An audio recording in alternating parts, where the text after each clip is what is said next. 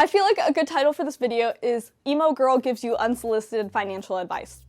Hi Slayers, welcome back to my channel. My name is Eileen, and in today's video I'm going to be talking to you about personal finance. Personal finance and budgeting is something that is very important to me, but please take whatever I say with a grain of salt. This is mostly just meant to give you some inspiration to just do something with your money, and less about you should follow everything I do, because you definitely shouldn't.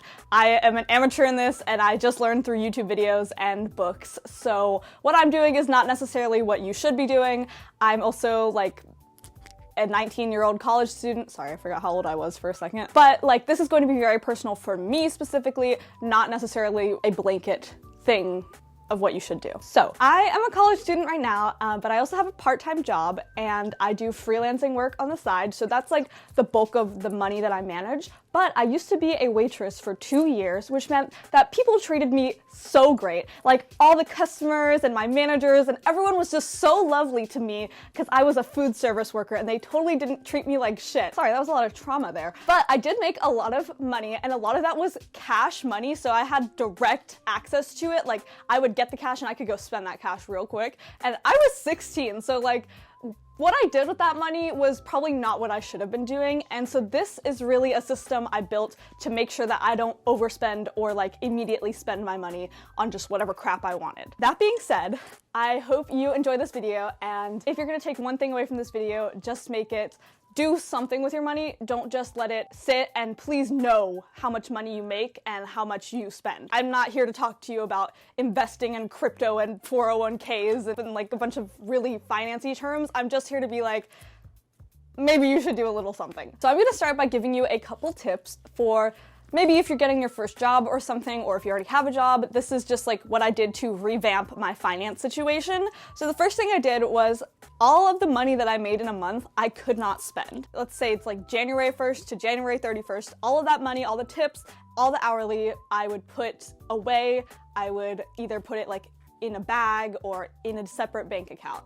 And I couldn't touch that money until February. When I did that, it forced me to budget that group of money as like my February money, instead of it being like, oh, I directly am getting the money and I'm going to go spend it. Now, to do that, like, you're gonna have to have some sort of savings beforehand, or at least like save up a good chunk of your money from the previous month to use as your next month's money. So it's like not going to always be a thing that you can do, but if you can work towards that, that is so much more helpful than just immediately giving yourself the gratification of having money and spending it right away. Honestly, that was a little bit of common sense, but we all make mistakes in life, and I'm not gonna blame the 16-year-old girl who would just come home and listen to emo music all day and then go spend her money at Hot Topic. We're not trying to guilt my past self, like, I did what I did with my money and then that's over and I can't fix it, but we can make some new systems to hopefully better that. So once I started doing that, I also made myself a wish list. I would force myself to write down what I wanted before I bought it,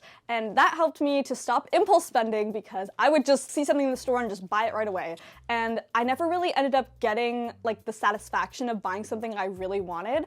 And I also like had no idea where my money was going, because I would just be like, oh yeah, I bought that thing I liked a couple days ago, but like, I don't know, it was kind of expensive. I don't really know what it was. But now that I have a wish list, I can drag it to like the already bought pile, which is very satisfying. And it also makes me think about like, wow, like, what do I really want in life? Like, wow, what do I really want in life? That's a different question, but like, what do I really want to buy in life? So my wish list is separated into categories. I have like an urgent section, which usually is stuff that it's like things I'm running out of. Like, oh, I need to go buy conditioner because I ran out. I'll put that like at high priority. Or it's something that I just really want, and for whatever reason, like, I want it faster than all the other things on my wish list. So I'll put that there. Then I also have like a big item section. This is stuff I'm saving up for, and this is money that I'll probably spend out of my savings and not out of my monthly budget. These are things that's $100 and up. And then I have my entertainment / like extra stuff, and this is for just things that I really want. Sometimes you just want the full box set of Percy Jackson, or like the movie that Dan and Phil starred in from 2016. Sometimes you just need these things, but like, you don't really need these things, and that's what that section of the wish list is for. And I also have a book section, which is separate because I like to indulge myself in books. I think that it's a little bit better for me than anything else I could buy, so I will, usually spend more on books than I probably should. I also have a school section, and this is back when, like, in high school, it was senior year, and it was so much money to just do senior year stuff. Like, there was grad bash, and there was like your cap and gown and any fees. So I had a separate place for that because even though it's not really a want, it was something I had to pay for. And then, like I mentioned before, I have a gotten list, which is really satisfying to go and look back at because it shows all the things that I purchased, and even if I impulse buy something, I'll still put it on the gotten list. That way I can see, like, in a month how much I had bought and like how much I really like these things that I bought. And I also have a tiny little list that's like called maybe I don't need this anymore. And if something's been sitting on my wish list for a while, I will drag it to that section and I'll be like, maybe if I like don't remember it or don't want to bring it back out, like, then I don't need it. And sometimes that does happen, like things on my wish list expire and it just makes me glad that I didn't buy it. The next thing I did was make a monthly budget, and I tried my best to stick to this, and I try my best to stick to it every month. And I'm just going to give you a couple of tips on maybe some things you should include in your budget. The first tip is to be honest with yourself.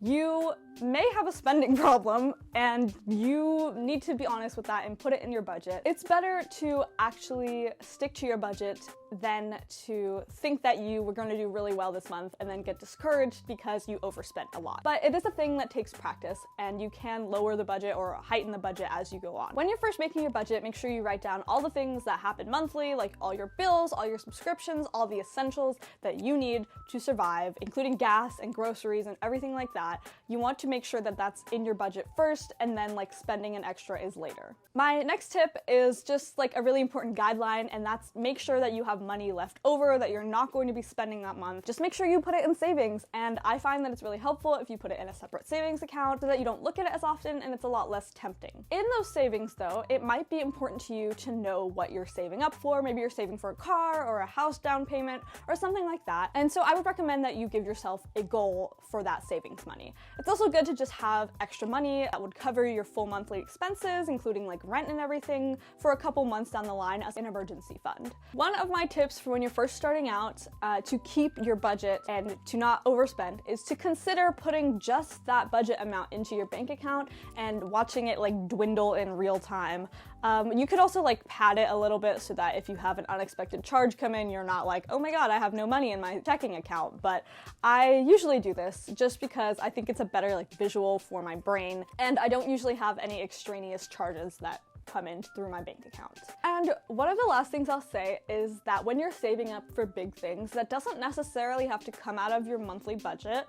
You might want to do a system where you like have rollover from your monthly budget where you don't spend everything, and then that's like your savings money. But whatever it is, if you're gonna make a big purchase throughout the month or something, I would usually recommend pulling that from your actual savings money because it should be something that you've been saving up for. Like, for example, when I went to a trip for Disney, I had my monthly budget all budgeted out, but I didn't like add in my Disney trip or my Disney tickets. I did that later, and I like pulled that money from my savings account. I didn't have it come out of my monthly budget because then I felt like, well, that's not really something I do every month. Now we're moving on to tracking your finances. So I would really try to track your finances. I know it's not the easiest thing to do, and it can be time consuming and people don't like to do it, and that's totally fine. But at least if you're coming off of having a bad couple of spending months, trying to track it down and really like come to terms with what you're actually spending is one of the most important things you can do. Personally, I like to use Notion, and maybe that's partly because I like to make it look really cute and aesthetic and girly,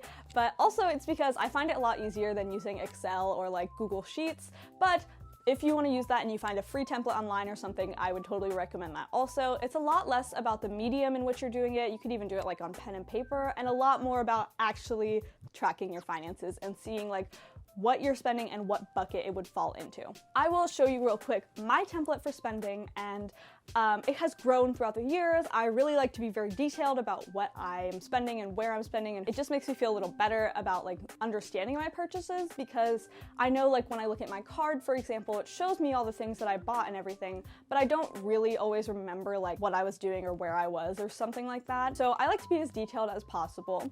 And I have a fun little thing in there where I rate how much I enjoyed the purchase. So like I would buy things and sometimes I'd like really want this thing and I would find so much enjoyment out of it, and then I would like look at the price and I'd be like, oh my god, that's so much money, but like I get so much satisfaction out of it that I wanted to like write that down and record that I wasn't just like spending a bunch of money somewhere, like, oh, I went to Target and I spent like $50, but like if I went to Target and I bought the Heartstopper book set and I spent $50 and I really enjoyed it, like I get to put a 10 out of 10 in my enjoyment like satisfaction rating. It makes me feel a little bit better about spending the amount of money that I did. It also works the other way where like sometimes you have to buy something and you really don't want to, and you can like rate it a 0 and you can be like, well, I don't feel good about spending the money, but I do feel good that I got to rate it a 0. It also made me like appreciate spending money a little bit more, especially with buying gas, because like who likes to fill up their tank? Nobody. Like I don't enjoy getting out of the Circle K and having some weird man stare at me while I'm pumping my gas, but I like the places that I can go after I fill up with gas. So I have to rate it a little higher than I necessarily would want to. And I don't know, maybe you should try it. Maybe it might make you feel a little bit better. Or it just might be something a little bit too quirky that I do about my finances, as some of my friends have told me. But that's okay. One of my next tips is to consider opening a high yield savings account. This is a good thing to do, I feel like, if you're in a bit of a purgatory where you don't really want to invest quite yet, but you also don't just want your money to constantly depreciate. So I would possibly look into a high yield savings account. You can get some really good interest rates and you can grow your money a lot faster. But I would also look into things like a Roth IRA, because you can be, I think, like 16 and open a Roth IRA and it'll grow your money tax-free, or at least that's what I know from all my YouTube videos. But also there's like a bunch of other things you can look into, like 401ks, and it can be like really beneficial to at least spend some time researching this stuff. Personally, I have a high yield savings account at the moment, but we're looking to expand that portfolio a little bit. I do know one of the most important things that every like finance book I've ever read has told me is that you need to pay off your debt before you like invest or anything. Like paying off your debt is the #1 priority. And then a little tip for you is to question what bank you have and like why. Like I just had the bank that my parents had and it was not good. Like I didn't feel I got any benefit from any of the stuff that I was there with, and I just like didn't feel valued as a customer. I didn't feel like my money was going anywhere, and so I switched banks. And a lot of people just don't switch banks because they're like, why would I do that? Like, why would I like change my bank? I've had this bank my whole life, but that's not really like a good reason to stay with a bank. So just be careful, do reviews on your banks and research them and see if you can maybe get a better deal with one of them. Okay, I hope I didn't bore you too much. We are finally at some closing remarks. The most important thing for you to do is to just do something with your money. Don't just let it happen.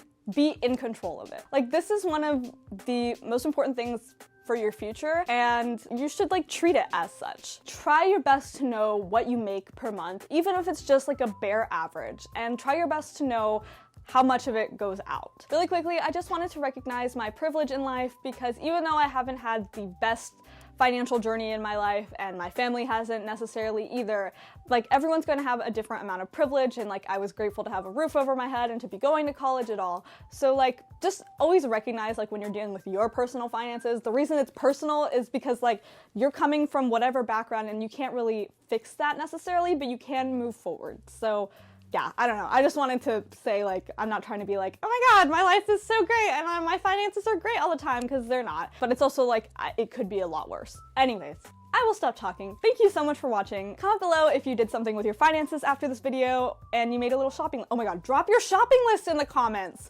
Please, I want to see what you want to buy. Anyways, I will drop mine also. So, thank you so much for watching. I hope you have a great day. Like and subscribe and whatever. Bye!